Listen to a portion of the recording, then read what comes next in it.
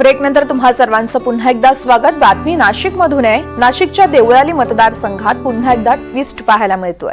मुख्यमंत्र्यांचा पत्र अजितदादांनी व्हायरल केलंय।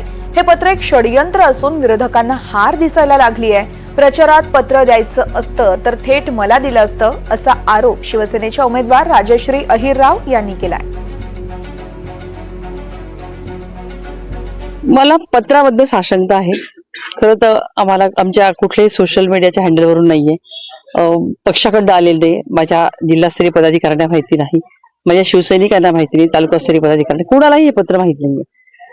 पत्र बॅकडेटेड आहे, पत्रावर जावं क्रमांक नाही, 8 तारखेचं पत्र आहे। इतकं जर पत्र पाठिंब्याचं आणि इतकी मोठी गोष्ट जर असेल तर आपण ती लगेच स्कॅन करून लगेच व्हायरल करतो।